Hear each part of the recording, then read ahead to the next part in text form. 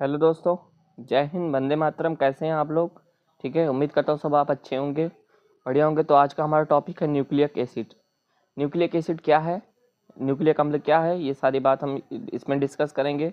Nucleic अम्ल कहाँ पाए जाते हैं, ये सारी चीज़ें हम इस पर डिस्कस करेंगे। तो आज हम उसी टॉपिक पे हम आज चलते हैं अपने टॉपिक पे, और चलते हैं एक लंबी दूरी पे। तो कुर्सी की पेटी बांध लीजिए और चलते हैं अपने टॉपिक पे।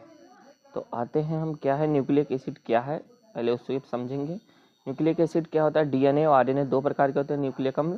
ठीक है, न्यूक्लिक अम्ल यानी नाभिक अम्ल, यानी जिसे केंद्रक अम्ल कहते हैं, केंद्रक अम्ल कहते हैं, केंद्रक अम्ल कहते हैं, केंद्रक अम्ल कहते हैं। केंद्रक अम्ल डीएनए होता है, डीएनए, और आरएनए होता है, RNA. DNA deoxy ribo nucleic acid, RNA ribo nucleic acid. D oxy ribo nucleic acid and ribo nucleic acid, ribo nucleic acid. तो अब डीएनए और आरएनए क्या है? डीएनए हमारा होता है अनुवांशिक सूचनाएं, इससे ये होता है एक पीढ़ी से दूसरी पीढ़ी में। तो डीएनए के बारे में और आरएनए के बारे में, तो पहले हम चलते हैं डीएनए। डीएनए क्या होता है? डीएनए हमारा कहाँ कहाँ पाया जाता है, ये सारी चीजें। तो डीएनए हमारा होता है, डीएनए केंद्रक में पाया जाता है खास तौर पे। ठीक है, ये केंद्रक में होता है, कोशिका के केंद्रक में होता है, केंद्रक में होता है। इसे इसलिए इसे केंद्रक अम्ल भी कहा जाता है। डीएनए आरएनए को, आरएनए भी उसमें पाया जाता है। तो अब फिलहाल अभी मैं डिस्कस कर रहा हूँ डीएनए के बारे में। तो डीएनए केंद्रक में पाया जाता है, और डीएनए केंद्रक के सिवा और कहाँ पाया जाता है? ये केंद्रक में पाया जाता है, कोशिका के केंद्रक में, केंद्रक में। और केंद्रक का काम होता है, जो मतलब एक केंद्रक में जो डीएनए पाया जाता है, वो आनुवांशिक सूचना,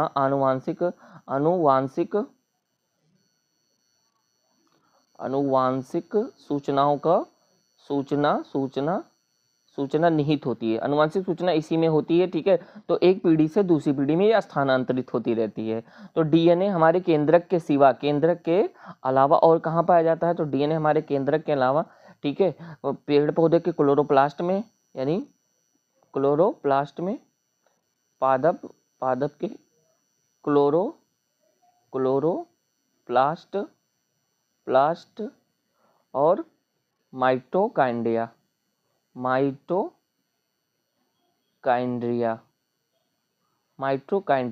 भी पाया जाता है। याद रखिएगा।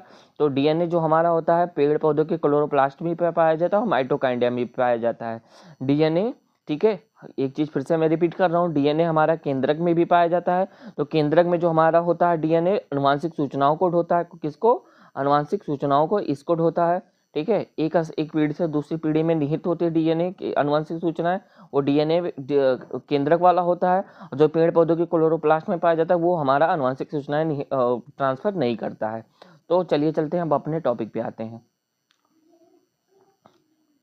न्यूक्लिक एसिड, न्यूक्लिक अम्ल। न्यूक्लिक अम्ल क्या होता है? डीएनए व आरएनए को न्यूक्लिक अम्ल कहा जाता है। डीएनए व आरएनए के सम्मिश्रित यानी मिश्रित रूप को क्या कहा जाता है? न्यूक्लिक अम्ल कहा जाता है। न्यूक्लिक अम्ल का शब्द, इस शब्द का प्रयोग किसने किया? फ्रेडरिक मिश्र ने किया था। याद रखिएगा, आप नोट डाउन करते जाइए। ठीक है, हर एक चीज एक कॉपी पेन लेकर ही बैठिएगा, अन्यथा ये चीज, सारी चीजें आपके माइंड से ओवर होती चली जाएंगी। याद रखिएगा, पहले मैं सूचना दे रहा हूँ। ठीक है, तो बिना आप नोट्स के आप इसे बिल्कुल भी मत देखिए, अन्यथा नहीं तो समझ में नहीं आएगा। ठीक है, तो फिर आगे क्या है नेक्स्ट? ठीक है, अधिकतर सजीवों में आनुवांशिक पदार्थ के रूप में डीएनए होता है। अधिकतर सजीवों में जो होता है आनुवांशिक पदार्थ के रूप में डीएनए होता है, केवल और केवल वायरस को छोड़ के। वायरस में आनुवांशिक पदार्थ कोई डीएनए होता है, कोई आरएनए होता है। याद रखिएगा, तो अधिकतर सजीव में आनुवांशिक पदार्थ के रूप में डीएनए होता है, लेकिन वायरस में आनुवांशिक पदार्थ के रूप में डीएनए व आरएनए दोनों होता है। वायरस दो प्रकार का बना होता है। याद रखिएगा, वायरस होता है हमारा, ठीक है, दो चीजों का मिलकर बना होता है, एक न्यूक्लियक अम्ल और एक प्रोटीन होता है। उसमें वायरस में क्या होता है हमारा? एक न्यूक्लियक अम्ल, एक लिख दे रहे हैं न्यूक्लियक अम्ल और प्रोटीन का बना होता है। इसीलिए इसे वायरस को न्यूक्लियो प्रोटीन कहते हैं। न्यूक्लियक अम्ल कोई किसी में क्या होता है? आरएनए वायरस होता है, कोई होता है डीएनए वायरस होता है, या फिर डीएनए वायरस होता है। तो आरएनए वायरस ये होते हैं हमारे पादप के वायरस होते हैं। क्या होते हैं? पादप के वायरस होते हैं। और ये हमारा क्या होता है? जंतु के वायरस होते हैं, जंतु के वायरस होते हैं। तो याद रखिएगा, जो जंतु में ज़्यादातर वायरस होते हैं डीएनए वायरस होते हैं, और पादप में ज़्यादातर वायरस होते हैं वो आरएनए वायरस होते हैं। तो आनुवांशिक पदार्थ अगर आरएनए वायरस है तो आनुवांशिक पदार्थ उसका आरएनए होगा ज़्यादातर, ठीक है। और डीएनए वायरस होगा तो आनुवांशिक पदार्थ उसका डीएनए होगा। तो याद रखिएगा ये चीज़ आपका, ठीक है।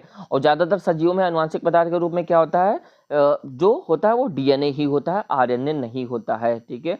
जो यूकैरियोटिक और प्रोकैरियोटिक सेल्स होते हैं, ठीक है, कोशिका एक प्रकार का, वो क्या कहते हैं, वायरस एक प्रकार का कोशिका नहीं होती। वायरस कभी भी, कोशिका कभी भी मत मार के आना कि वायरस में अगर ऑप्शन आ जाए कोशिका है तो वायरस कोशिका नहीं, वो सजीव और निर्जीव के बीच की कड़ी है। जो क्या कह रहा है, वायरस को सजीव और निर्जीव के बीच की कड़ी कहा जाता है, क्योंकि ये बाहर रहेगा तो अपने आप को मृत साबित करके रहेगा। जैसे ही सजीव के शरीर में जाएगा वो अपने आप क्या करेगा, वो अपने आप को क्या रेप्लिकेशन करना शुरू कर देगा। तो क्या कह रहा है, पादप वायरस में आनुवांशिक पदार्थ क्या होता है, आरएनए होता है। जंतु वायरस में आनुवांशिक पदार्थ डीएनए होता है। ये मेन चीज आपको टॉपिक, ये बहुत इंपॉर्टेंट टॉपिक है, इसे हाईलाइट कर रहा हूँ, ठीक है। इसे आपको भूलना नहीं। पादप में जो होता है आनुवांशिक पदार्थ क्या होता है, आरएनए वायरस में, पादप वायरस में, ठीक है। और जंतु वायरस में आनुवांशिक पदार्थ डीएनए होता है। नेक्स्ट क्या है हमारा, न्यूक्लियक अम्ल। न्यूक्लियक अम्ल का रासायनिक संगठन क्या क्या चीजों को मिलकर बना होता है, पेंटोस शर्करा होती है, नाइट्रोजन क्षार होता है, फास्फोरस समूह होता है, फास्फेट समूह। 3 चीज होती है। पेंटोस शर्करा 5 कार्बन वाली शर्करा होती है, 5 कार्बन वाली शर्करा।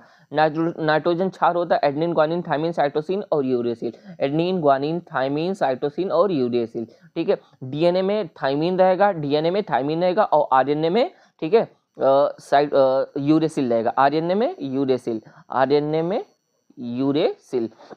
अगर आरएनए वाला है तो ये एक बात याद रखिएगा, आरएनए में यूरेसिल रहेगा, और डीएनए है तो थायमिन रहेगा, ठीक है। आगे मैं बता रहा हूँ, आगे पूरी चीज क्लियर कर रहा हूँ। तो देखिए, अगर कोई वायरस, अगर कोई चीजें हैं, ठीक है, न्यूक्लियक अम्ल, डीएनए, अगर डीएनए है हमारा, ठीक है, तो डीएनए में क्या क्या चीज होती है, डीएनए में 3 चीज होती है, ठीक है। एक शुगर होती है, कौन सी शुगर, शुगर कौन सी, पेंटोस शुगर होती है, जिसे डीऑक्सी राइबोज शुगर कहते हैं। डीएनए में डीऑक्सी राइबोज शुगर होता है, ठीक है। प्लस, ठीक है, नाइट्रोजन क्षार होता है, नाइट्रोजन क्षार होता है, नाइट्रोजन क्षार होता है, प्लस फास्फेट समूह होता है, फास्फेट समूह, फास्फेट समूह, ठीक है। और शुगर कौन सी होता है, डीऑक्सीराइबोज शुगर होता है। नाइट्रोजन क्षार कितने प्रकार के होते हैं, नाइट्रोजन क्षार हमारे कौन से होते हैं, कौन कौन से, 3 प्रकार के होते हैं, ये 2 प्रकार के, एक प्यूरिन होता है, एक पिरिमिडीन होता है। प्यूरिन एक हमारा प्यूरिन हो जाएगा, प्यूरिन, एक पिरिमिडीन। प्यूरिन में हमारा आ जाएगा एडेनिन, प्यूरिन में हमारा एडेनिन और ग्वानिन। पिरिमिडीन में थायमिन और साइटोसिन। एडेनिन रिलेट करेगा थायमिन से और ग्वानिन रिलेट करेगा साइटोसिन से। हमेशा याद रखिएगा, एडेनिन में 2 बॉन्ड होते हैं, और ग्वानिन साइटोसिन में 3 बॉन्ड होते हैं, याद रखिएगा, ठीक है। टोटल कितने होते हैं, 5 बॉन्ड होते हैं, 5 बॉन्ड होते हैं। और डीऑक्सीराइबोज शर्करा मतलब 4 ऑक्सीजन वाली शर्करा होती है, इसलिए इसे नाम दिया गया डीऑक्सी, यानी एक ऑक्सीजन इसमें कमी होती है, इसलिए इसे डीऑक्सीराइबो न्यूक्लिक एसिड कहा जाता है। इनमें जो शर्करा पाई जाती है वो कौन सी होती है, डीऑक्सी, यानी एक ऑक्सीजन कमी होती है, जो कि राइबोज की तुलना में एक ऑक्सीजन कमी होती है। एडेनिन कौन से, किससे रिलेट, कैसे याद करोगे, जैसे महिलाएं अपने पति को बुलाती हैं एजी, अबे गधा कह के बुलाती हैं, तो याद रखिएगा प्यार से वो क्या कहती हैं, अबे गधा। इस सब के चक्कर में मत पड़िएगा, ठीक है। तो एडेनिन, ग्वानिन, ठीक है, थायमिन, साइटोसिन। तो एडेनिन किससे रिलेट करेगा, थायमिन से। ग्वानिन किससे रिलेट करेगा, साइटोसिन से। डीएनए में याद रखिएगा ये चीज मेन। और आरएनए में वही चीज हो जाएगा, थायमिन की जगह यूरेसिल हो जाएगा, आरएनए में क्या हो जाएगा, यूरेसिल हो जाएगा। बाकी सारी चीजें हमारी क्या हो जाएंगी, सेम ही रहेंगी, हमारी बाकी सारी चीजें क्या रहेंगी, सेम ही रहेंगी।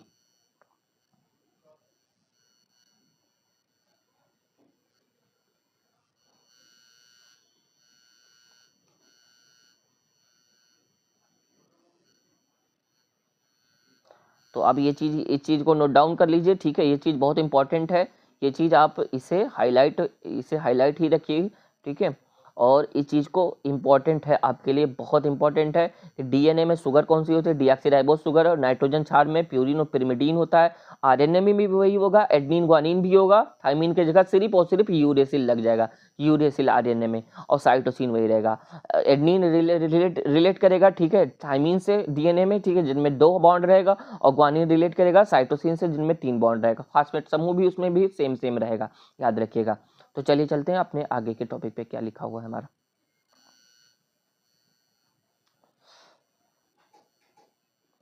तो हमारा क्या था, पेंटोज शर्करा था, पेंटोज शर्करा। तो पेंटोज शर्करा नाइट्रोजन क्षार, पेंटोज शर्करा में क्या होती है, ठीक है, मतलब 5 कार्बन वाली शर्करा होती है, ठीक है, जो उनमें अगर डीएनए है तो डीएनए में एक ऑक्सीजन की कमी होगी, इसलिए इसे डीऑक्सी बोला गया, याद रखिएगा। डीऑक्सी क्यों पड़ा, क्योंकि इसमें एक ऑक्सीजन की कमी है। नाइट्रोजन क्षार क्या, adenine, guanine, thymine, cytosine, uracil है, ठीक है। न्यूक्लियक अम्ल का अगर बोला जाए 5, ठीक है, अगर न्यूक्लियक अम्ल आ जाए तो 5 नाइट्रोजन क्षार होते हैं, और अगर डीएनए बोला जाए, डीएनए या आरएनए, ठीक है, तो इसमें 4 ही होगा, एक उसमें छाना जाएगा, याद रखिएगा। डीएनए में एडेनिन, ग्वानिन, थाइमिन, साइटोसिन रहेगा, ठीक है, 4 रहेगा, और आरएनए में एडेनिन, ग्वानिन, थाइमिन, यूरेसिल ये हो जाएगा, ठीक है। फास्फेट समूह वही रहेगा। पेंटोज शर्करा क्या होती है, पेंटोज शर्करा इसका समान सूत्र है C5H10O5 होता है। यह 2 प्रकार की होती है, डीऑक्सीराइबोज शुगर होती है, जिनमें क्या होता है, ध्यान दीजिए, ऑक्सीजन एक क्या है, कम है, ठीक है, यहाँ पे 5 है, यहाँ पे 4 है, इसीलिए इसको डीऑक्सीराइबोज बोला गया, याद रखिएगा।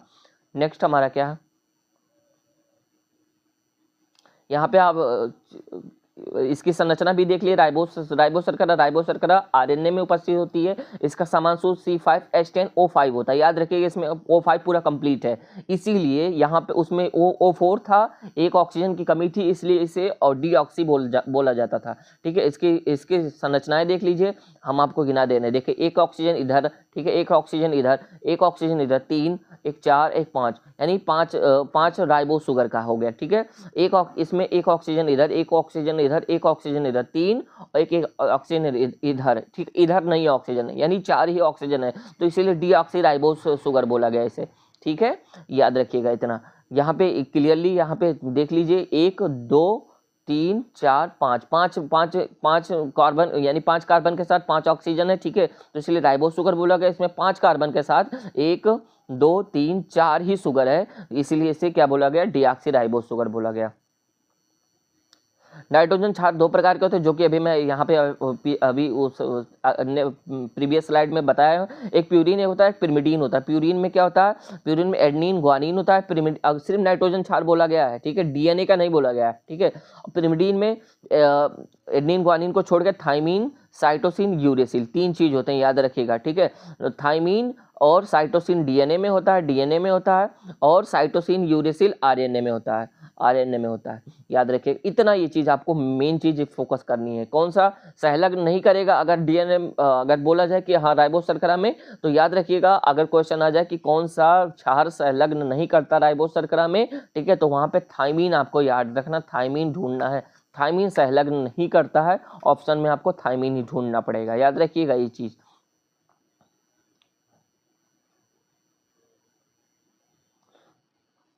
प्यूरिन, ये नाइट्रोजन क्षार होते हैं, ये 2 होते हैं, एडेनिन और ग्वानिन, ठीक है। एडेनिन ग्वानिन, एडेनिन रिलेट करेगा थाइमिन से, याद रखिएगा, ग्वानिन, और ग्वानिन रिलेट करेगा साइटोसिन से। डीएनए में आरएनए में एडेनिन रिलेट करेगा थाइमिन, एडेनिन रिलेट करेगा यूरेसिल से, और ग्वानिन रिलेट करेगा साइटोसिन से। ये आरएनए का हो जाएगा, ये आरएनए का हो जाएगा, ये आरएनए का हो जाएगा, और ये डीएनए का हो जाएगा, ये डीएनए का हो जाएगा, डीएनए का हो जाएगा, जो कि साइटोसिन, थाइमिन, यूरेसिल 3 चीज यहाँ पे बताया गया है। डीएनए में एडेनिन, ग्वानिन, थायोसिन बोला है, यहाँ पे थाइमिन होना चाहिए, साइटोसिन, ठीक है, नाइट्रोजन क्षार होते हैं, जो कि 4 होते हैं। आरएनए में थायोसिन के स्थान पे क्या होता है, यूरेसिल होता है। एडेनिन, ग्वानिन, यूरेसिल, साइटोसिन, यहाँ देख लीजिए, ठीक है, यहाँ पे थाइमिन नाम का कोई शख्स नहीं है। फास्फेट समूह ये डीएनए आरएनए दोनों में सेम होता है, वही होता है, इसका समान सूत्र है H3PO4 है। डीएनए की संरचना को समझने के लिए, इसका मॉडल समझने के लिए, याद रखिए, डीएनए की संरचना को समझाने के लिए एक्सरे विवर्तनीय आंकड़े जो हमारे वैज्ञानिक थे फ्रैंकलिन और विल्किस, इन्होंने दिया था, ठीक है। इन आंकड़ों को, ठीक है, इन आंकड़ों के आधार पर डीएनए की संरचना को कौन समझाया था, वाटसन और क्रिक चाचा ने समझाया था, ठीक है। तो डीएनए का मॉडल किसने, अगर पूछा जाए प्रस्तुत किसने किया था, तो वाटसन और क्रिक ही ने प्रस्तुत किया था, समझाया था, मॉडल प्रस्तुत करके वाटसन और क्रिक ने ही समझाया था।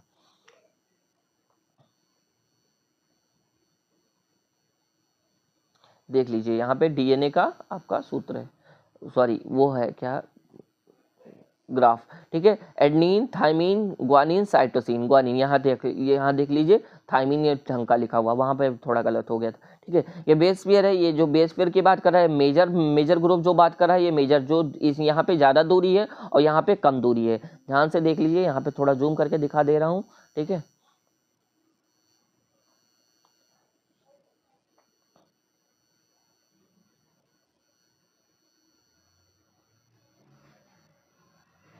यहाँ पे जो दूरी है, ठीक है, ये ज़्यादा और यहाँ पे कम है, तो जो ज़्यादा है उसे मेजर बोला जाता है, और जो कम दूरी है इसके बीच की दूरी जो कम है, इसके बीच की दूरी ज़्यादा है, इसे मेजर, जो कम है उसे क्या बोला जाएगा, माइनर। और ये शुगर फास्फेट है, ये ब्रेकबोन जो है वो दोनों में है, दोनों में वही रहता है। और डीएनए का जो ये होता है, ये न्यूक्लियोटाइड का क्रम होता है, एक 3 से 5 की तरफ होता है, एक 5 से 3 की तरफ होता है, याद रखिएगा। डीएनए द्विरज्जिक होता है, यानी डबल हेलिकल होता है, जिसका एक सूत्र होता है क्या, जिसका डीएनए डबल हेलिकल होता है, जिसका एक रज्जुक 5 से 3 तथा दूसरा रज्जुक 3 से 5 की ओर होता है, यानी एक टर्म जो होगा हमारा 3 से 5, एक टर्म हमारा 3 से 5, एक टर्म हमारा 5 से, ये 3 से 5, एक 5 से 3, एक 5 से 3, चाहे जो एक टर्म हो जाएगा हमारा, एक 3 से 5, एक 5 से 3, ये न्यूक्लियोटाइड का क्रम है हमारा, याद रखिएगा। जो न्यूक्लियोटाइड जो हमारा होता है उसका क्रम होता है। इसके 5 वाले सिरे पर, जो इसका 5 वाला सिरा होता है, इसके 5 वाले सिरे पर फास्फेट समूह मुक्त होता है, जो 5 वाला सिरा होता है, 5 वाला, ठीक है, वहाँ पे फास्फेट समूह मुक्त होता है, तथा 3 वाले सिरे पे हाइड्रोक्सिल समूह मुक्त होता है, ठीक है। तो याद रखिएगा जो 5 वाला सिरा है, यह फास्फेट समूह यहाँ पे मुक्त होगा, ठीक है, यहाँ फास्फेट समूह मुक्त होगा, यहाँ पे हाइड्रोक्सिल समूह मुक्त होगा।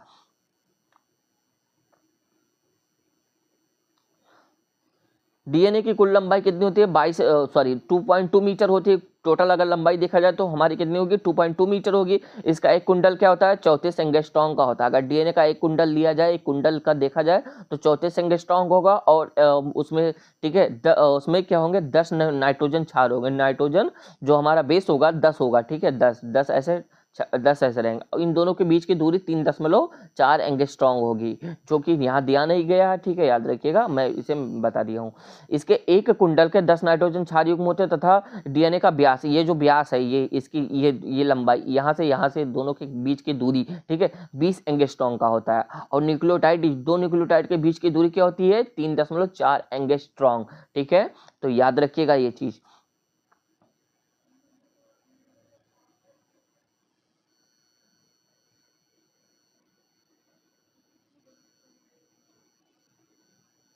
जैसे हमारा ये डीएनए है, ठीक है, ये हमारा डीएनए है, ये हमारा डीएनए है, ठीक है। तो ये हमारा जो डीएनए है, एक टर्म इस टर्म की बात कर रहा है, इस टर्म की बात कर रहा है। इस टर्म क्या होता है, ये टर्म कितना होता है, 34 एंगस्ट्रॉम का होता है, 34 एंगस्ट्रॉम का होता है।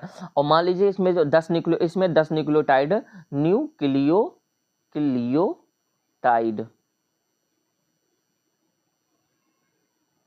10 न्यूक्लियोटाइड होते हैं, और 10 न्यूक्लियोटाइड के जो जैसे ऐसे 10 न्यूक्लियोटाइड हैं, ठीक है, इनके बीच की दूरी कितनी होती है, 3.4 एंगस्ट्रॉम, 3.4 एंगस्ट्रॉम की होती है। और इसका ये जो व्यास है, इस छोर से इस छोर तक, ठीक है, ये कितना होता है, 22 एंगस्ट्रॉम का होता है। कितना, 22 एंगस्ट्रॉम का होता है, सॉरी 20 एंगस्ट्रॉम होगा।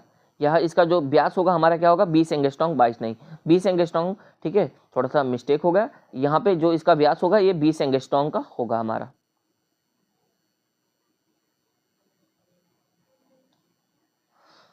अब क्या है, चारगाफ के नियम के अनुसार डीएनए में एडनीन और ग्वानिन और थाइमीन और साइटोसिन, इसका जो अनुपात होता है, ये क्या होगा, बराबर होगा। अनुपात क्या होगा, बराबर होगा। एडनीन और ग्वानिन का अनुपात और थाइमीन साइटोसिन का अनुपात क्या होगा, बराबर होगा, स्थिर अनुपात होगा, यानी बराबर होगा देखा जाए तो, ठीक है।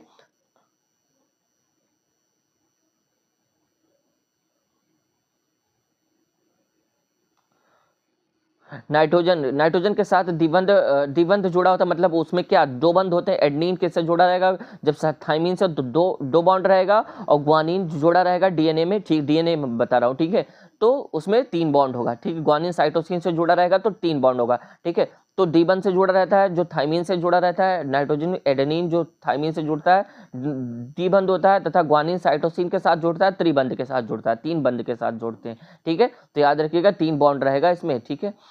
ग्वानिन साइटोसिन में, और एडेनिन थाइमिन में 2 बॉन्ड रहेगा। डीएनए 5 प्रकार के होते हैं, ए डीएनए, ठीक है, बी डीएनए, सी डीएनए और डी डीएनए। डी डीएनए, ठीक है, ये सब कितने, ये सब जंतुओं के डीएनए हैं, ठीक है, और मतलब जो बड़े जंतु हैं, ठीक है, जैसे मैमेलियंस, हम लोगों में, ठीक है, ये डीएनए में 11 युग्म होते हैं, 10 युग्म होते हैं। बी डीएनए में, सी डीएनए में 9 युग्म होते हैं, डी डीएनए में 8 युग्म होते हैं। अगर आपको नहीं समझ में आ रही है, ठीक है, तो एक बार वीडियो फिर से शुरू करके देख लीजिए, क्योंकि ये थोड़ा सा, ठीक है, आपको, आप अगर नहीं पढ़े हो तो थोड़ा सा प्रॉब्लम्स क्रिएट होगी आपको समझने में, ठीक है। ये सब दक्षिणावर्त होते हैं, और एक होता है इसका विपरीत होता है, वार्मावर्त होता है, जो जेड डीएनए होता है, जो कि हम लोगों में नहीं, कीटों में होता है, कीटों में पाया जाता है, कीटों में।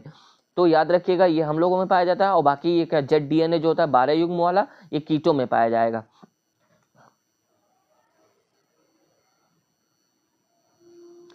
जेड डीएनए की खोज किसने की थी? जेड डीएनए की खोज अलेक्जेंडर व रिच, 2 चाचा थे, उन्होंने की थी। इस प्रकार का डीएनए कीटो, यानी जो कीट होता है, ड्रोसोफिला एक प्रकार की होती है, उसके लार ग्रंथियों में पाया जाता है, तथा डीएनए के एक डीएनए के कुंडलन में 12 न्यूक्लियोटाइड है, जबकि हम लोग के डीएनए कुंडलन में कितने न्यूक्लियोटाइड होते थे? 10 न्यूक्लियोटाइड होते थे।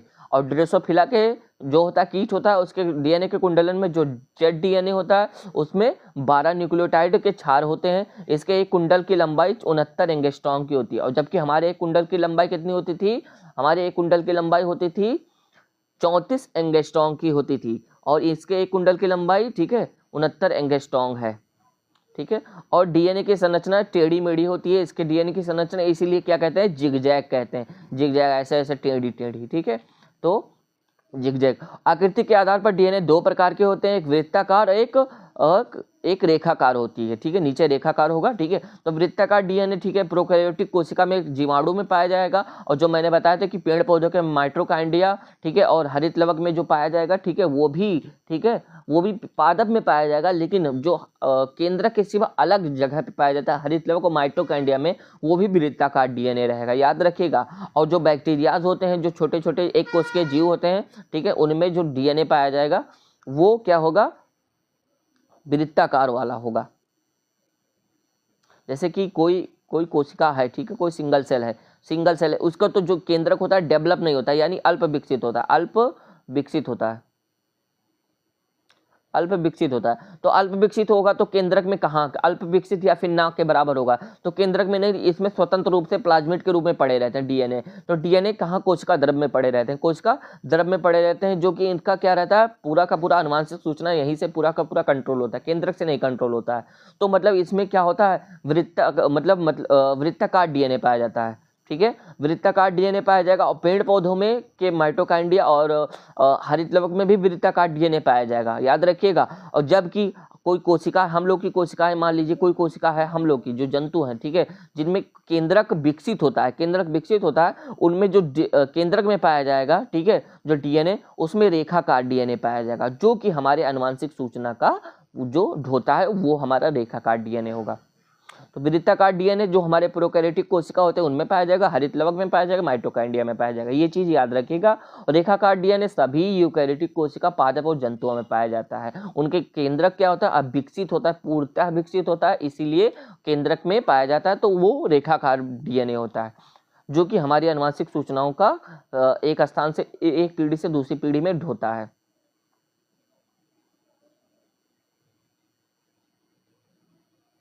सेंट्रल डोग्मा सिद्धांत क्या है? सेंट्रल डोग्मा सिद्धांत की प्रोटीन निर्माण है, डीएनए से डीएनए बनना, डीएनए से आरएनए बनना, और आरएनए से डीएनए बनना, ठीक है, और आरएनए से प्रोटीन बनना। ये चीज मैं समझा दे रहा हूँ, एक नया ग्राफ लेकर के, एक नया पेज लेकर के, तो मैं ये चीज समझा दे रहा हूँ, तो उसे बढ़िया से समझ में आ जाएगी।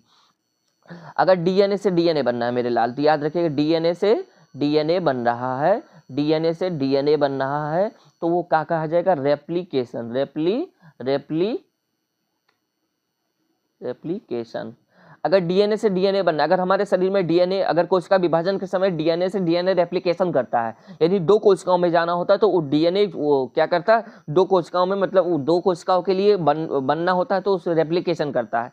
अगर डीएनए से आरएनए बनना है, डीएनए से आरएनए बन रहा है हमारा, डीएनए से आरएनए बन रहा है, तो ट्रांसक्रिप्शन कहलाएगा, वो ट्रांसक्रिप्शन TRANSCRIPTION, ट्रांसक्रिप्शन कहलाएगा। डीएनए से आरएनए अगर हमारा बनना है तो ट्रांसक्रिप्शन कहलाएगा। ये चीज़ आपको इतना क्लियर हो गया कि नहीं? अगर डीएनए से डीएनए बनना है तो हमारा रेप्लिकेशन यानी प्रतिलिपिकरण, और डीएनए से आरएनए बनना है तो हमारा ट्रांसक्रिप्शन। और आरएनए से अगर कहीं रिपीट डीएनए बनना है तो हमारा रिवर्स ट्रांसक्रिप्शन कहलाएगा।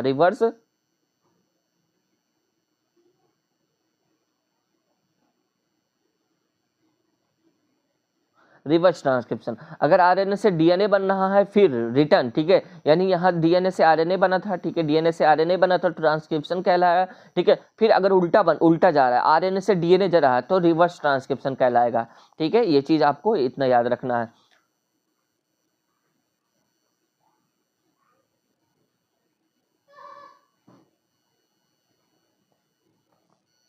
और आरएनए से प्रोटीन अगर बनना है, प्रोटीन PROTEIN, प्रोटीन बनना है तो वो कहलाएगा ट्रांसलेशन। आरएनए से प्रोटीन बनना है तो ट्रांसलेशन कहलाएगा, ठीक है। ये चीज आप याद रखिए। ये हमारा चारों कंप्लीट हो गया इतना, ठीक है। एक बार फिर से समझ लेते हैं।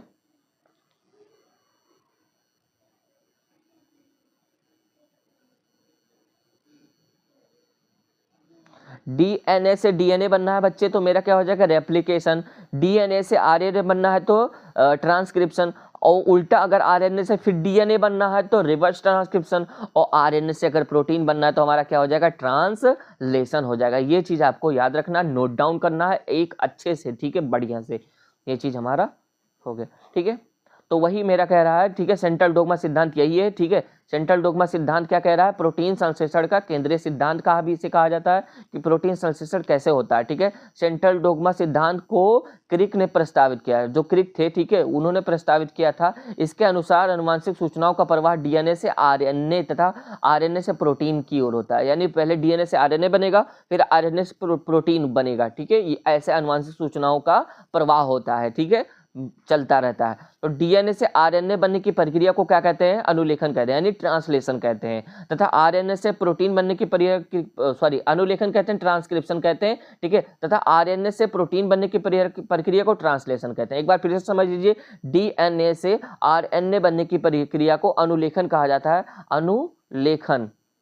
अनुलेखन। जब डीएनए से आरएनए बनेगा तो हमारा क्या? ट्रांसक्रिप्शन। ये जो लिखा हुआ है इसको हिंदी में अनुलेखन ही कहते हैं, ठीक है। और आरएनए से प्रोटीन बनेगा तो हमारा ट्रांसलेशन, यानी हिंदी में अनुवादन कहेंगे। तो ये चीज आपका याद रखना है, ठीक है। बाल्टीमोर और टेमिन ने ट्यूमर विषाणु प्रकार करके बताया कि जो विषाणु होते हैं वो क्या होते हैं ज्यादातर, ठीक है, ये क्या होते हैं? ये आरएनए, जो ह्यूमंस जैसे जंतुओं के विषाणु होते हैं वो क्या होते हैं? अभी आगे पीछे आपने पढ़ा कि आरएनए होते हैं। क्या होते हैं?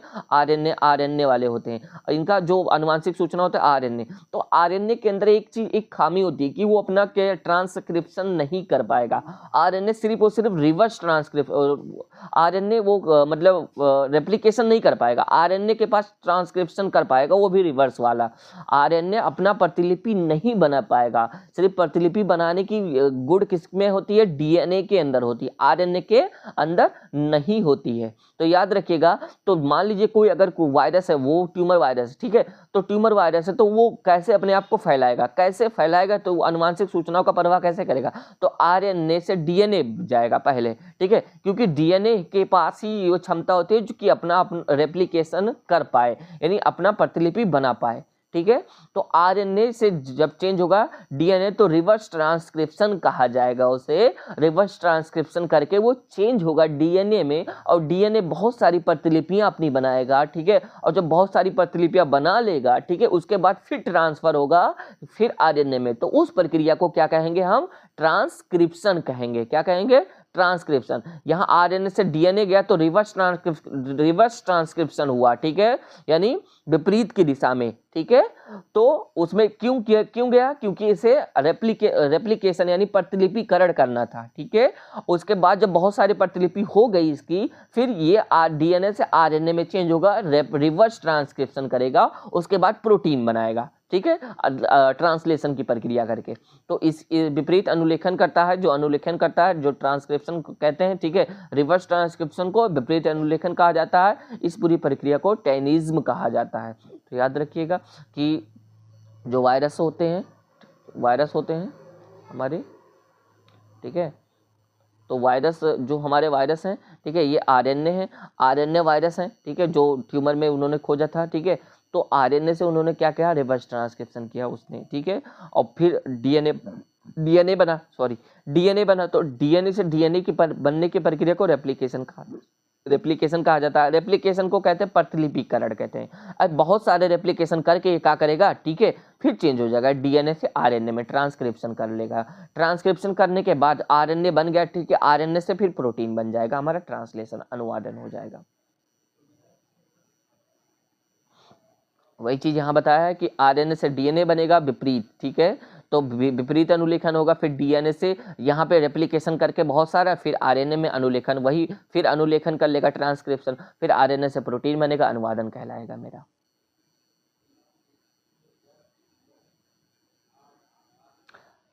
उपरोक्त प्रक्रिया टेमेनिज्म कहलाती है। इस प्रक्रिया को क्या कहलाता है, टेमेनिज्म। और टेमेनिज्म में अगर को पूछ लिया क्या है ये सारी चीजें, तो भैया, ठीक है, रिवर्स ट्रांसक्रिप्शन, ठीक है, आरएनए से डीएनए बनना, डीएनए से प्रतिलिपि करना, ठीक है, प्रतिलिपि करके फिर डीएनए से फिर आरएनए जाना, ठीक है, ट्रांसक्रिप्शन करके फिर आरएनए से फिर प्रोटीन बनना, टेमेनिज्म कहलाती है, ठीक है। ये चीज आपको क्लियर करना है। अब आते हैं आरएनए पे। आरएनए क्या, आरएनए का निर्माण डीएनए से ही होता है भाई, डीएनए से ही होगा, ठीक है। इस प्रक्रम को अनुलेखन कहते हैं, यानी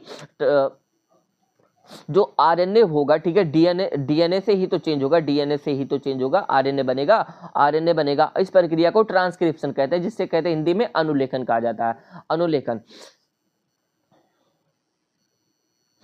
आरएनए में, ठीक है, आरएनए में क्या होता है, आरएनए में राइबोज शर्करा, adenine, guanine, uracil, cytosine, thymine नहीं है, थाइमिन डीएनए में होता था, ठीक है, नाइट्रोजनिक क्षार तथा फास्फेट समूह से मिलकर बना होता है ये, ठीक है। और कौन सी शर्करा होगी, राइबोज शर्करा, जो कि 5 ऑक्सीजन और 5 कार्बन वाली होगी, ठीक है। इसे सम्मिलित रूप से राइबोटाइड कहा जाता है। इसको जब मिला दिया जाता है, ठीक है, नाइट्रोजन क्षार, ठीक है, राइबोज शर्करा, ठीक है, एडेनिन, ग्वानिन, यूरेसिल, साइटोसिन को और प्लस फास्फेट समूह को, तो राइबोटाइड कहा जाएगा इनको। डीएनए से आरएनए निर्माण में आरएनए पॉलीमरेज, यहाँ पे पॉलीमरेज होना है, पॉलीमरेज एंजाइम, ठीक है। यहाँ पे जैसे डीएनए पॉलीमरेज एंजाइम होता है, वैसे आरएनए पॉलीमरेज एंजाइम भी होता है, ठीक है। तो डीएनए से आरएनए निर्माण होगा तो एक एंजाइम चाहिए, कौन सा, जो उसे ट्रांसक्रिप्शन करना है, तो एक एंजाइम चाहिए, आरएनए पॉलीमरेज चाहिए, ठीक है। इसकी सहायता होता है। आरएनए का निर्माण 5 से 3 दिशा में होता है, जो अभी आपने ये टर्म देखा था, 3 से 5 और 5 से, तो 5 से 3 वाला जो छोर होता है उसी पे निर्माण होता है, और जो 3 से 5 वाला छोर होता है 5 से 3 पे दिशा में होता है, और जो 3 से 5 वाला छोर होता है उसका निर्माण, ठीक है, टेम्पलेट रज्जु, उसको कहते हैं कि टेम्पलेट रज्जु। फिर से समझ लीजिए, डीएनए से आरएनए का निर्माण पॉलीमरेज एंजाइम की सहायता से होता है, बिना उसके आरएनए नहीं बन पाएगा, ट्रांसक्रिप्शन नहीं होगा, ठीक है।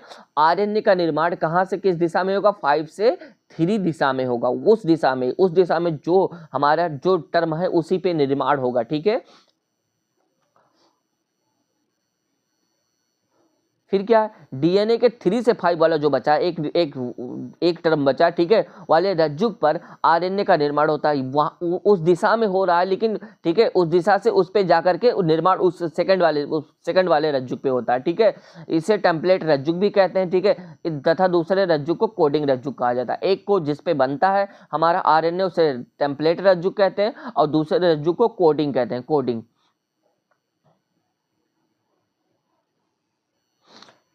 अनुलेखन 3 प्रकार के होते हैं, कौन से, ठीक है, प्रोमोटर जीन, ठीक है, संरचनात्मक जीन, ठीक है, इसमें 3 प्रकार के जीन भाग लेते हैं। अनुलेखन, अगर भैया ट्रांसक्रिप्शन में अगर ये 3 जीन नहीं होंगे तो ट्रांसक्रिप्शन कतई नहीं हो पाएगा, एक चीज याद रखिएगा, ठीक है, ये चीज हमेशा याद रखिएगा। अनुलेखन प्रोमोटर जीन जो होता है हमारा, प्रोमोटर जीन उन्नायक जीन भी कहा जाता है, प्रमोट करता है, क्या करता है, प्रमोट करता है, या आरएनए निर्माण को प्रारंभ करता है। ठीक है, शुरुआत करता है कि आरएनए निर्माण हो जाए, तो आरएनए निर्माण में कौन सा जीन सहायक होता है, प्रमोटर जीन। ठीक है, संरचनात्मक जीन उसे क्या देता है, संरचना प्रदान करता है आरएनए को। भाई डबल हेलिकल होना है, सिंगल हेलिकल, ये बताएगा कौन, आरएनए है, तो भैया सिंगल हेलिकल होना है, याद रखिए सिंगल ही सीढ़ी चलनी है, तो ये संरचनात्मक जीन बताता है। समापक जीन जो होता है आरएनए के निर्माण हो जाने के पश्चात, भाई रोकने वाला तो कोई चाहिए, नहीं तो वो ट्रांसक्रिप्शन होता रहेगा होता रहेगा होता रहेगा, कितना आरएनए बन जाएगा, बहुत बन जाएगा। ठीक है, तो एक चीज बता दे, ट्रांसक्रिप्शन होता रहेगा होता रहेगा होता रहेगा, तो मतलब उसे रोकने वाला कोई चाहिए, समापक जीन चाहिए। तो आरएनए का निर्माण हो जाने के पश्चात, ठीक है, वो डीएनए से आरएनए जो होता था, ट्रांसक्रिप्शन अनुलेखन होता था, ठीक है, वो क्या करेगा, रोक देगा, कहेगा भैया अब तुम रुक जाओ, अब तुम्हारी जरूरत नहीं है। ठीक है, तुम्हारी जरूरत जितनी थी उतनी चल गई काम।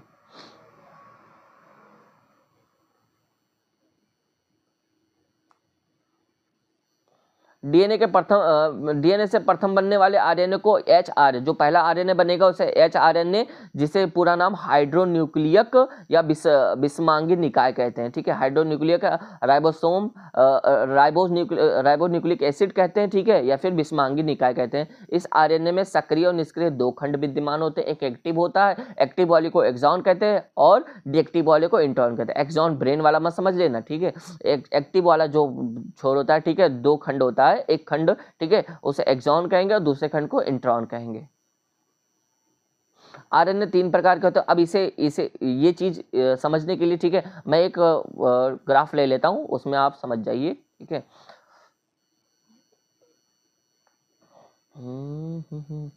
आरएनए मेरी लाल, आपको अच्छे से पढ़ाई करनी है। ठीक है, आरएनए तीन प्रकार के होते हैं, एक मैसेंजर आरएनए, एक मैसेंजर आरएनए, इससे मैं एकदम अपनी भाषा में बता रहा हूँ, मैसेंजर आरएनए, मैसेंजर आरएनए, एक ट्रांसफर आरएनए, एक राइबोसोम आरएनए। ठीक है, तो मैसेंजर आरएनए का काम क्या होता है, जैसे कि तुम गेट पे हो, ठीक है, तुम्हें किसी ने कह दिया कि तुम मैसेंजर आरएनए का काम करो, तो तुम क्या करोगे, हमारे शरीर में पहले एक चीज इससे जानने से पहले एक चीज जानो, हमारे शरीर में, ठीक है, हमारे शरीर में प्रोटीन बनने के लिए 20 अमीनो अम्ल चाहिए। क्या चाहिए, 20 अमीनो अम्ल चाहिए, 20 अमीनो अम्ल चाहिए। ठीक है, जो कि 10 हमारे अनावश्यक होते हैं, अनावश्यक,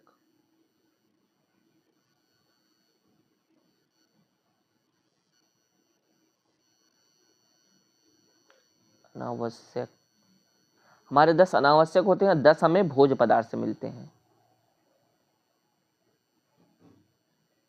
10 हमें भोज्य पदार्थ से मिलते हैं। तो एक चीज याद रखिए, जो अनावश्यक होते हैं उसके तो हमें जरूरत, भोज्य पदार्थ से मिलते हैं। ठीक है, तो कैसे मिलेगा, ये हम जो खाते हैं, ठीक है, ये सब एमाइनो एसिड, प्रोटीन खाया, ठीक है, हमने, वो टूट करके हमारा कहाँ चला गया, ठीक है, एमाइनो एसिड में परिवर्तित हो गया, अमीनो अम्ल में परिवर्तित हो गया। तो भैया इसको कौन पहचानेगा, कौन लेकर आएगा, कौन निर्माण करवाएगा, यही चीज ये आरएनए करता है। और जो कि आरएनए तीन प्रकार के होते हैं, ये तीन प्रकार आरएनए भाग लेते हैं। मैसेंजर आरएनए पहचानता है कि कौन एमाइनो एसिड की जरूरत है, ठीक है, और पहचानेगा, ठीक है, और तुरंत के तुरंत, जैसे तुम मैसेंजर आरएनए, तुम्हें बता दिया गया कि हाँ देखो ये इंसान आएगा तो इसे रोक के रखना है, या फिर इसे रोक के रखना है, या फिर अंदर भेज देना है। तो तुम क्या करोगे, पहचानोगे, फोटो लिए रहोगे और क्या करोगे, पहचानोगे, हाँ ये वही है जिसे बताया गया था। तो मैसेंजर आरएनए क्या करता है, संदेश वाहक आरएनए होता है, इसे कहते हैं संदेश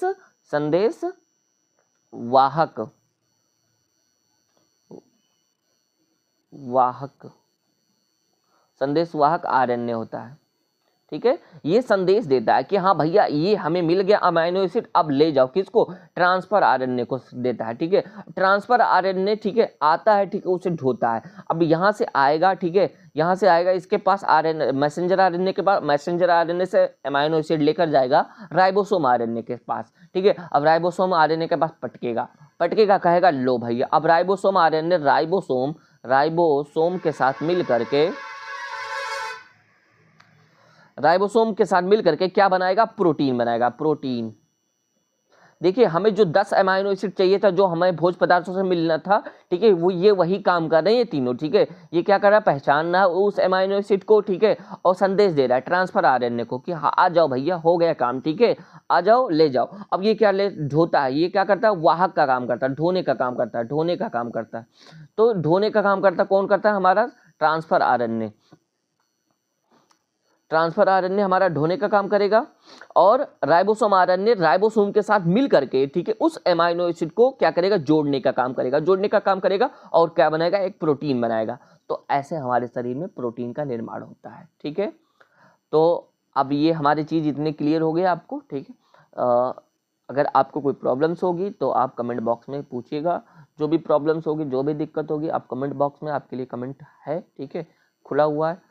ये अब वही चीज़ अगर आप चाहो तो थोड़ा सा और डीप पढ़ सकते हो, ठीक है, इसमें थोड़ा सा आपको कन्फ्यूजन हो सकती है, चलिए पढ़ा देते हैं, ठीक है।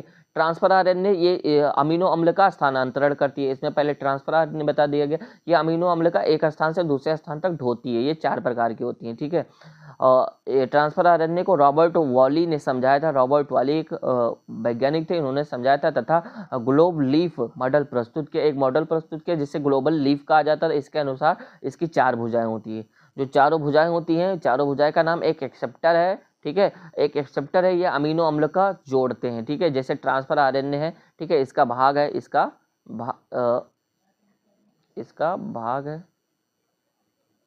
इस तरीके से, ठीक है। तो मान लीजिए एक इधर एक्सेप्टर है, ठीक है, तो क्या करेगा, ये जोड़ लेगा अमीनो अम्ल को, ठीक है, और दूसरा क्या करेगा, DHU भुजा डाई हाइड्रोक्सी यूटेराइन, ठीक है, इस भुजा से एंजाइमों का स्राव होता है। मान लीजिए एक भुजा DHU भुजा है, ठीक है, तो क्या करेगा, इससे एंजाइम का स्राव होता है, जो अमीनो अम्ल को सक्रिय करके एक्टिव करके रखती हैं और जोड़ने का कार्य करती हैं, कि जोड़े रहो तुम, अभी तुम्हें लेकर जाना है, ठीक है, और तुम जुड़े रहोगे तभी तो हम लेकर जा पाएंगे, अन्यथा हम कहाँ से लेकर जा पाएंगे, कैसे ढो पाएंगे, ठीक है। और ये तीसरा हमारा ये भुजा राइबोसोम एक भुजा जो होता है, ठीक है, TC, ठीक है, तो ये भुजा राइबोसोम से जुड़ने के लिए आधार प्रदान करती हैं। जब ये जाएगा राइबोसोम के साथ, ठीक है, तो उसके साथ क्या भाई, जैसे कोई चीज ट्रक से ला दो, उससे उतारना तो कुछ ना कुछ सहारा लेकर उतारोगे ना, आधार लेकर उतारोगे, ठीक है, तो ये भुजा राइबोसोम के साथ जुड़ने के लिए आधार प्रदान करते हैं। तीसरा एंटीकोडोन भुजा, ठीक है, एंटीकोडोन भुजा जो होती है, जो चौथा ऊपर है, ठीक है, चाहे मतलब एक भुजा, चाहे इनमें में से अभी ग्राफ में दिखा दे रहे हैं, ठीक है आपको, तो चौथा एंटीकोडोन भुजा होती है, यह भुजा ट्रांसफर आरएनए को मैसेंजर आरएनए से जोड़ती है। भाई ट्रांसफर आरएनए मैसेंजर आरएनए का भी जोड़ना, क्योंकि उसने संदेश उसी ने तो पहचाना था कि ये अमाइनो एसिड है, तभी तो जुड़ेगा, तभी तो उससे काम चल पाएगा कि हाँ मतलब कौन सा है, लाओ तुम, ठीक है, हम लेकर जाते हैं, ठीक है। इस भुजा पर मैसेंजर आरएनए से जुड़ने के लिए एंटीकोडॉन होते हैं। अब चलिए हम देख लेते हैं क्या है हमारा चित्र। हाँ ये देख लीजिए, ठीक है,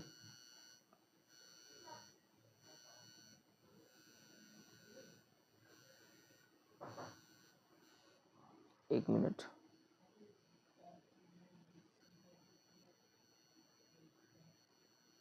ट्रांसफर आरएनए जल में घुलनशील होता है, इसीलिए सॉल्युबल आरएनए से कहा जाता है। इसे क्या कहा जाता है, सॉल्युबल आरएनए कहा जाता है। ये जल में घुलनशील होता है। एक भुजा देह मतलब अटैचमेंट होता है, ठीक है, अटैचमेंट साइट एक्सेप्टर, ये एक्सेप्टर है, ठीक है हमारा। ये क्या करता है, अमीनो अम्ल को क्या करता है, मतलब अपने में कहते हैं मैग्नेट की तरह क्या करता है, चिपका लेता है।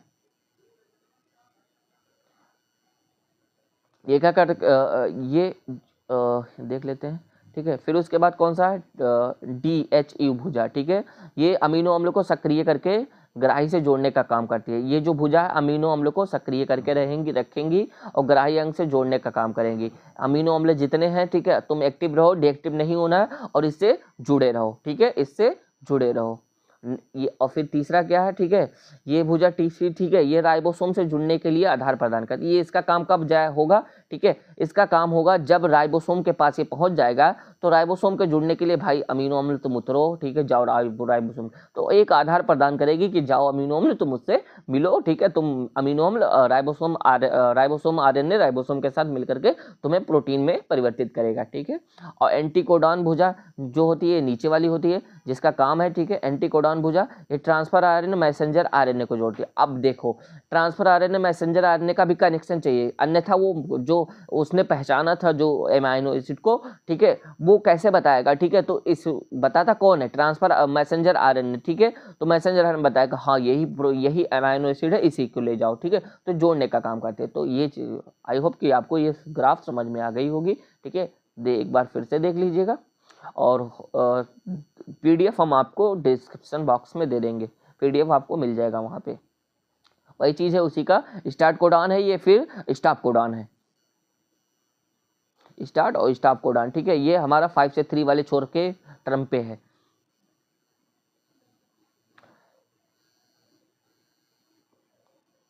मैसेंजर आरएनए में प्रोटीन संश्लेषण के लिए सूचनाएं निहित होती है, इसलिए इसे संदेशवाहक आरएनए भी कहा जाता है। मैसेंजर आरएनए का 5 सिरा टोपीनुमा होता है, टोपीनुमा, ठीक है, इसे टोपीनुमा, जिसे फारसी केप कहते हैं, ठीक है। ये केप ग्वानोसिन ट्राइफॉस्फेट का बना होता है, जिसे जीपीपी कहते हैं। इसके पश्चात प्रारंभ कोडॉन एडनीन, यूरेसिल, ग्वानिन होता है, तथा इसके 3 सिरे की ओर समापन code uracil adenine guanine, uracil guanine adenine, uracil adenine adenine होता है, जो पॉलीपेप्टाइड श्रृंखलाओं का समापन करते हैं, तथा इसके पीछे का भाग पूंछ कहलाता है, जो एडिनलिक न्यूक्लियोटाइडों का बना होता है, ठीक है। एक चीज याद रखिएगा, ये चीज थोड़ा सा आपको, ठीक है, जो आपका एनसीईआरटी बता रहा है, ठीक है, सेम टू सेम वैसे उतारा हुआ आपको समझाने के लिए, जो कि मैंने आपको एक इजी वे में आपको पीछे ग्राफ में समझा दिया है अब बना करके, ठीक है। वही चीज है, सारी चीजें यूरेसिल एडनीन ग्वानिन ए, और इससे आपको ये सारी चीजें अगर आपको और डीपली चाहिए, ठीक है, तो आप बताइएगा कमेंट बॉक्स में, आपको और डीपली मिलेगा, ठीक है। लेकिन थोड़ा सा वीडियो लंबा हो जाएगा, इसलिए इसमें यहीं पे स्टॉप रखते हैं। नोट, पॉलीपेप्टाइड श्रृंखला में पहला अमीनो अम्ल मिथियोनिन आकार का होता है। मिथियोनिन आकार का जो पहला अमीनो अम्ल होगा मिथियोनिन आकार का होगा। इससे ज़्यादा डीप में पढ़ने के लिए उतनी आवश्यकता नहीं। अगर आप कोई तैयारी कर रहे हैं, ठीक है, हाई स्कूल बेस है आपका, ठीक है, तो उतना ठीक है, इंटर बेस है तो उतना ठीक है। अगर आप थोड़ा सा अगर नीट की तैयारी कर रहे हैं, ठीक है, तो हम उसका भी वीडियो लाएंगे, जो नीट का बायोलॉजी होता है, ठीक है, उसमें एक एक चीज़ों का तोड़ रहेगा, एक एक चीज़ों को बहुत डीपली से, बहुत गहराई से पढ़ा जाएगा, जो कि, ठीक है, अभी मैं अगर पढ़ाऊंगा तो काफ़ी वीडियो लंबा हो जाएगा, और वीडियो लंबा हो जाएगा तो मतलब आप वैसे ही भाग जाओगे।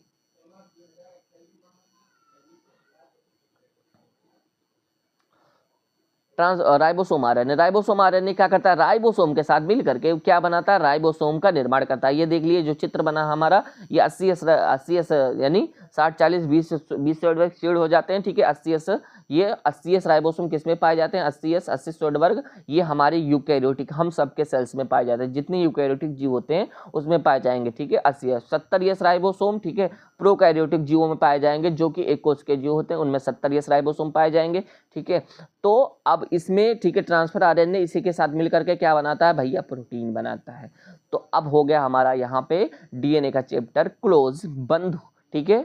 अगर आपको और डीपली चाहिए तो कमेंट बॉक्स है आपके लिए, कमेंट बॉक्स खुला हुआ है, कमेंट बॉक्स में बताइएगा, ठीक है। और इसका पीडीएफ आपको डिस्क्रिप्शन बॉक्स में मिल जाएगा, ठीक है। तब तक के लिए चलते हैं, बाय बाय, टाटा, सी यू, जय हिंद, वंदे मातरम, ठीक है। ये सारी चीज़ें, ये ग्राफ बहुत मेन है, ये ग्राफ जो मैं बताया हूँ, ठीक है। ये ग्राफ को आपको थोड़ा सा मेहनत करना पड़ेगा, थोड़ा समझ लीजिए, और समझ लीजिए ऐसे समझना है आपको, ठीक है। एक बार वीडियो देख करके दोबारा वीडियो फिर से देखिएगा, ठीक है। अन्यथा की स्थिति में, ठीक है, आपको बिल्कुल नहीं समझ में आएगा, क्योंकि भैया ये डीएनए और आरएनए है, ठीक है।